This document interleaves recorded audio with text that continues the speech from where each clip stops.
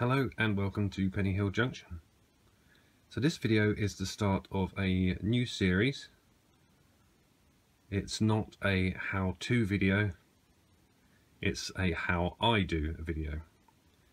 Now there's hundreds and hundreds of how-to videos on the internet and I've watched hours and hours of them and learnt an awful lot over the last 9 months, and they've been literally a godsend in terms of gaining knowledge and skills to do what I'm doing now.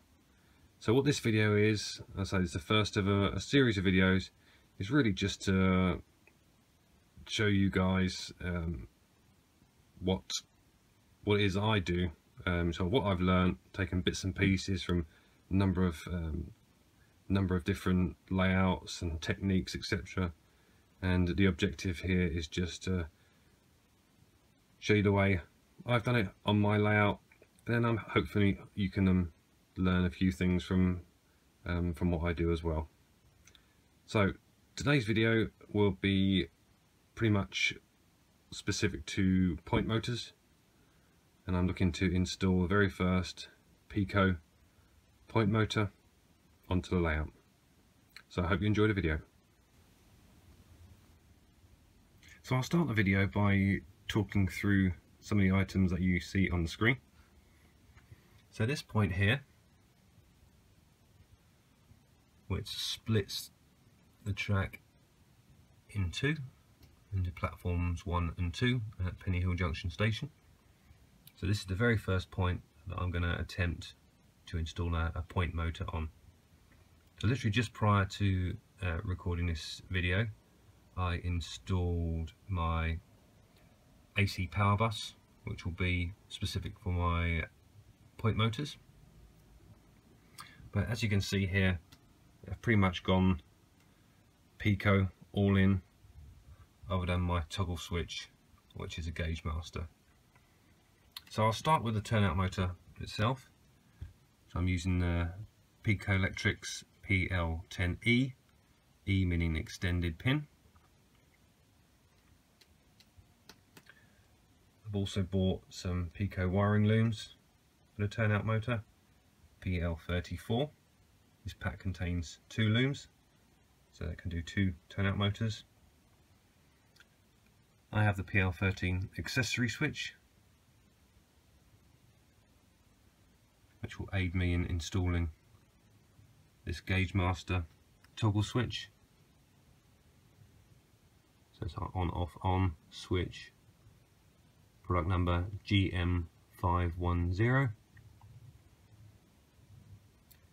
and of course I'll be mounting the turnout motor underneath the baseboard, so it's necessary that I use the PL9 mounting plate, and these come in a pack of 5. So the points I'm using is the PECO Streamline SL-E96 medium radius left hand electrofrog. That's what this one is here, and I've got electrofrog points being used right across the layout. So the first action I need to take is to remove this point from the layout. I've already pre-drilled the 10mm diameter hole, which will sit underneath the bar. So the 10mm hole is drilled already under the bar there, where the pin will come through, and I've also got a small hole, about a 2mm hole there, which is the wire from the frog, which will go to the accessory switch to switch the polarity. So all this information can be found on the back of each PECO point. So as I said, the first steps I'll be doing is taking out the point and preparing it for installing the point motors. So I'll wire up, get an additional wire soldered onto the frog wire, so that you can come to the accessory switch. Then I have the rail joiners, which, as you can see, I already have in place, but I'll get them connected again to the accessory switch. So with the wiring loom, the PL-34 wiring loom, on the back, that gives you a diagram of how to fit the wiring looms and also the switch. On this particular diagram, being PECO, it suggests the PL-26 lever switch, but I'm going for a toggle switch. I'm going to use, as I said, the Gauge Master GM510, but it'll be wired up pretty much in the same way.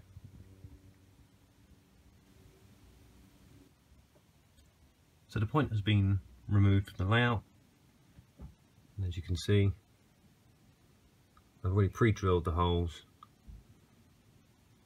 10mm in diameter there for the turnout motor pin, and then a 2mm small hole there for the frog wire. Okay, so I have the point now on my workbench, and the first thing I'm going to do, as instructed here, is cut the two linking wires which are there. So I'm going to get those removed,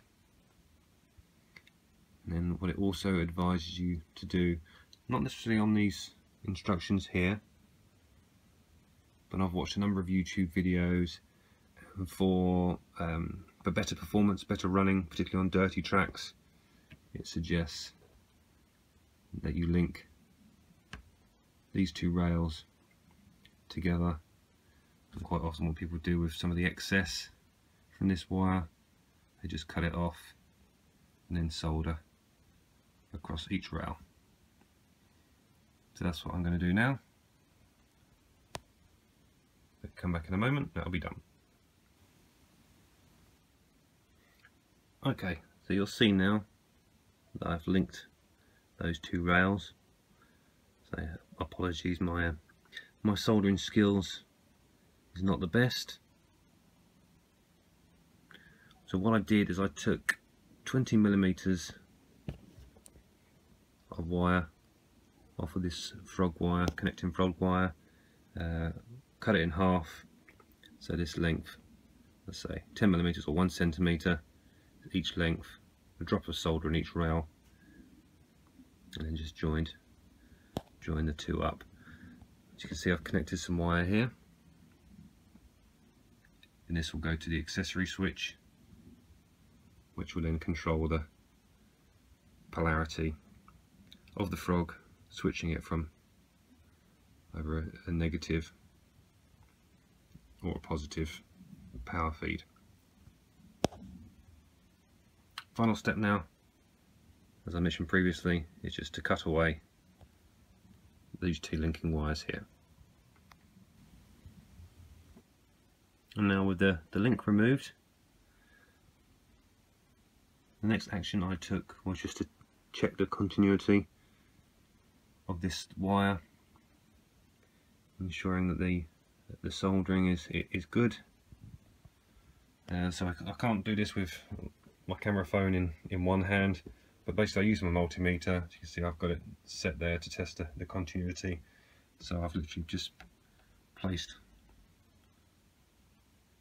one end into the frog and the other at the end of this wire, just to make sure I've got a continuous circuit right through. But you also probably notice this particular point, so I've already had it on the layout, running without a point motor, without polarity switches, etc. But I have already pre-fitted the insulating rail joiners. Okay, so now I have the point prepared, I now need to prepare the point motor or turnout motor for fitting to the underside of the baseboard. There's your point motor with the extended pin. Here's your accessory switch, which needs to be installed to the bottom. To ensure that I've got a secure fit, I'm going to add a little bit of glue. And then also here we have the mounting plate, 2 screws that come with it, fitting to the underside of the baseboard. But you'll notice here there's a series of lugs, which when the mounting plate's installed, just come through these 6 small holes, and the lugs are bent over to secure the mounting plate in place. Okay, so the turnout motor has now been prepared. As you can see, I've now glued on the accessory switch at the bottom, ensuring that the pin is fed through that switch at the bottom there, and then also fitted the mounting plate. And as you can see, the metal lugs there have been bent over to keep the plate secure on top of the motor. And it's the mounting plate that will be used. See the screw holes at each end. Excuse me. Screw holes at each end there, which will be screwed directly into the baseboard. The pack of 5 mounting plates, as I mentioned before, that's the PL-10E mounting plates. The fixing screws are included, so they do come with the mounting plates, which is useful. So the next thing for me to do now is just prepare all the wiring before I fit the turnout motor to the baseboard. So following my diagram here, using the wiring looms, I'm just going to prepare these wires, and this end here, fit the crimp blade, get that soldered onto the end. That's this end. Sorry, on the red cable, this end will be going straight to the switch, but on the green cable here, at one end will be going to the power bus. So that will have the crimp blade connected and then fed into the blade splice and then attached to the power bus. So that's the next job, which I'll get on with now. Now I want to show you these crimp blades quickly. Now these are meant to be solder free crimp blades. I actually found that I had some running issues, particularly on my DCC power bus, when the wires weren't soldered to the blades. So I decided that just to ensure more consistent flow of power, as you can see there, I have crimped them, but I've also put a touch of solder on there as well to ensure that we have a constant feed of power and no running issues. Okay, so I've now wired up the turnout motor identical to the wiring diagram on the back of the PECO wiring looms packet. You see at one end you have the green wire, which is looped. At one end I have the crimp blade, which will go into the positive feed of the AC power bus. On the other side I have the 2 wires which will go to the switch, both the red and the black. You can see here the red and black going into the switch, and the middle wire here will be the common return going back into negative feed on the AC power bus. So next I'll turn my attention to the accessory switch. If we go back to this diagram here, you see where we've got the twin connectors. That will be from the rail feed joiners, and then this connector on the end will be the feed from the frog, which is to the yellow wire on the point there.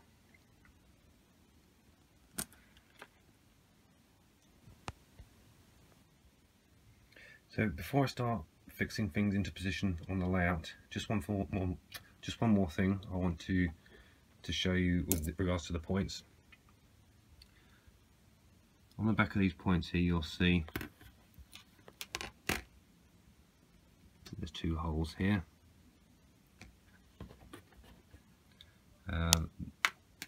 They don't run through to the other side, but you can pierce those holes.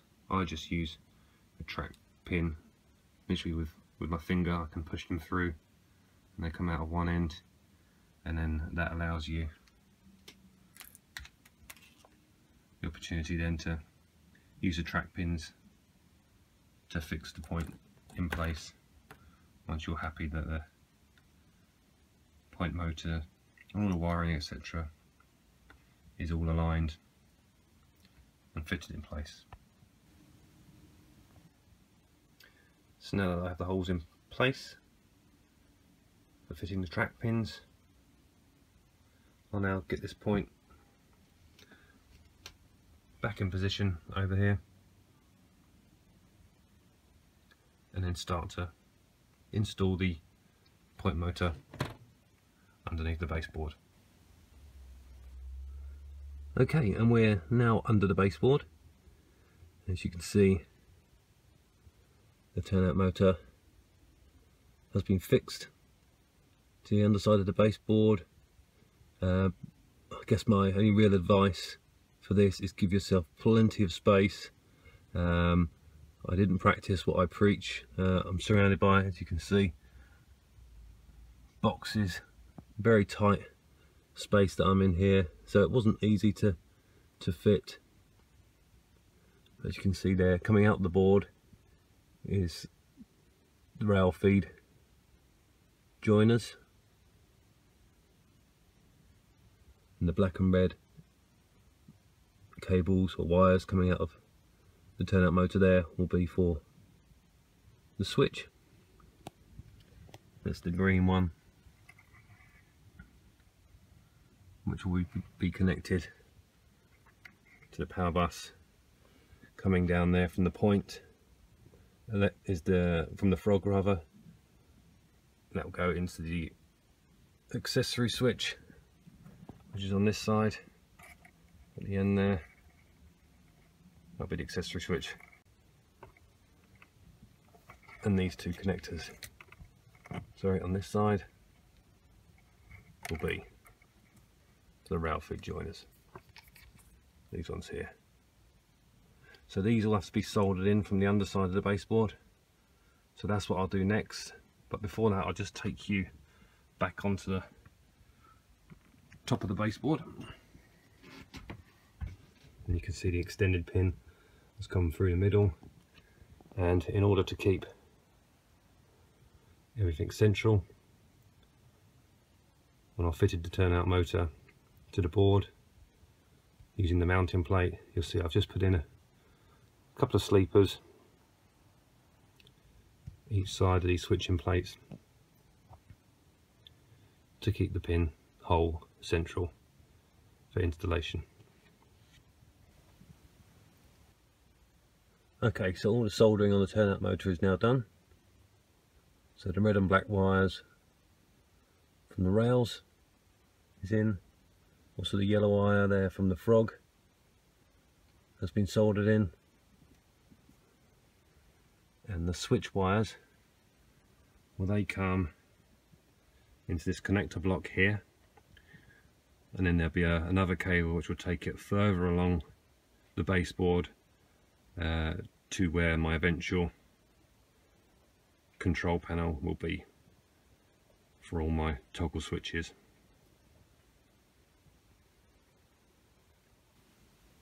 Okay, so now I've moved on to wiring up the switch.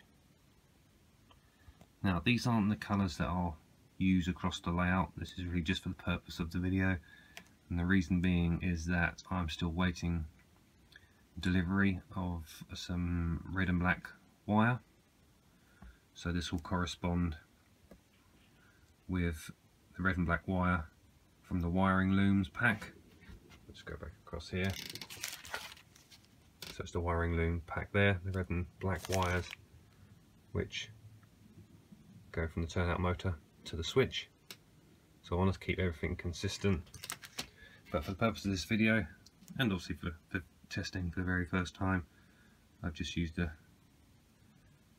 drop of wire cables that I've got lots and lots of, and this wire, so will also be a different colour, and this is what is the common return wire. Actually, I may keep this as a blue wire, so I may keep this in place because this will go onto the blue wire on the AC power bus. And as you can see there, I've soldered that wire onto a crimp blade, and that will connect to the power bus. So I'm going to get all these wired up now, and hopefully I'll come back and we'll be in a position where we can test the turnout motor operation. Okay, so the feeds from the switch go into that connector block, and that follows into the turnout motor. As you can see there, I've now got the green wiring loom coming into the positive feed, and then I've got the common return which goes back on the way back up to the middle position on the switch here. So I've just left it there, so I don't have a control panel in place just yet, but I've just left it there. But what I will do is I'll just flip the switch. Oh, there we go. Not easy to do with one hand, bear with me.